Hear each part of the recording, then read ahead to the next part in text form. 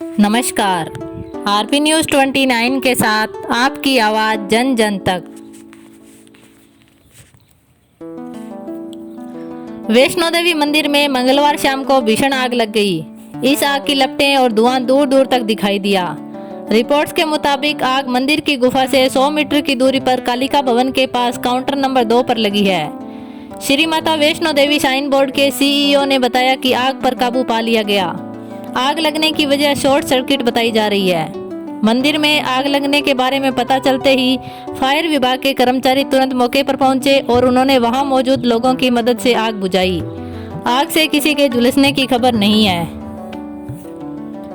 जिले के सूरतगढ़ उपखंड में गांव कालूसर इलाके में चल रहे भारतमाला सड़क परियोजना निर्माण कार्य के दौरान सड़क टूट जाने से ग्रामीण घुस आ गए। ग्रामीणों ने सड़क पर आ जा रहे वाहनों को रुकवा दिया। मौके पर गांव सोमासर के ग्रामीण भी एकत्र हो गए।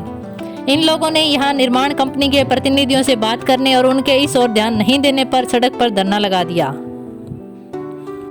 श्रीगंगानगर जिले के रामसिंहपुर इलाके में गांव 50 जीबी के पास सोमवार आधी रात के बाद टेम्पो और ट्रक की टक्कर से टेम्पो सवार महिला की मौत हो गई। महिला के साथ 4 अन्य लोग भी टेम्पो में सवार थे। ट्रक टेम्पो को लेकर दूर तक चला गया, बाद में पास के खेतों में जाकर रुका। महिला का शव सरकारी अस्पताल की मोर्चरी में रखवाया गया। अनलॉक 2 में बाजार सोमवार से शुक्रवार तक खोलने के निर्देशों के बाद मंगलवार सुबह बाजार में ग्राहक भी अनलॉक हुए नजर आए।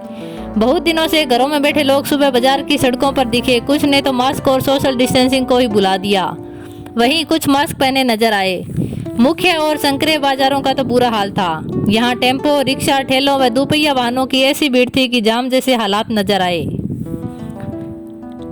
पश्चिमी राजस्थान में एक बार फिर टिड्डी हमले का खतरा मंडरा रहा है। ईरान में पाकिस्तान से सटे बॉर्डर के पास टिड्डी के समूह पनप रहे हैं। इनके इसी महीने के अंत तक पाकिस्तान में घुसने की आशंका बताई जा रही है। इसके बाद ये भारत में आ सकते हैं।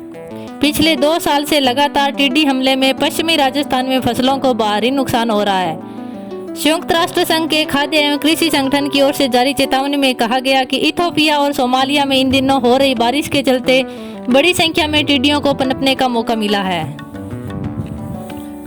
श्रीगंगानगर के बहुचर्चित रेमडेसिविर कालाबाजारी मामले में आरोपी सरकारी अस्पताल के सहायक प्रशासनिक अधिकारी धीरज गहलोत को पद से हटा दिया गया। धीरज पिछले कुछ समय से छुट्टी पर चल रहा था। उन पर आरोप है कि रेमडेसिविर इंजेक्शन की कालाबाजारी के आरोप पुत्र राहुल को बचाने के लिए उसने ही अस्पताल में बिना राहुल के उपस्थित हुए उसकी कोरोना नेगेटिव रिपोर्ट तैयार करवाई। राहुल अब भी पुलिस की पहुंच के बाहर है। धीरज गहलोत के स्थान पर गोविंद सिंह को जिम्मेदारी दी गई। यौन उत्पीड़न मामले में जेल में सजा काट रहे आसाराम की जमानत याचिका पर मंगलवार को सुप्रीम कोर्ट में सुनवाई टल गई। कोर्ट में सुनवाई के दौरान राजस्थान सरकार ने आसाराम को जमानत देने का विरोध किया। सरकार ने कहा कि जोधपुर में आयुर्वेद और एलोपैथी दोनों का बेहतर इलाज हो सकता है। आसाराम सिर्फ जेल से बाहर आने के लिए इलाज का बहाना बना रहा है। सरकार के इस तर्क पर आसाराम के वकील ने जवाब देने के लिए कोर्ट से समय मांगा। मामले की अगली सुनवाई अब शुक्रवार को होगी। राजस्थान में पिछले साल सचिन पायलट खेमे की बगावत के बाद बनी कांग्रेस की 3 सदस्यीय सुलह कमेटी की अब तक रिपोर्ट नहीं आने पर कांग्रेस में एक बार फिर विरोध के सुर उठने शुरू हो गए। पूर्व डिप्टी सीएम सचिन पायलट ने उनसे किए वादे पूरे नहीं होने पर नाराजगी जताई। उन्होंने कहा कि 10 महीने हो गए हैं, उनसे किए वादे पूरे नहीं हुए।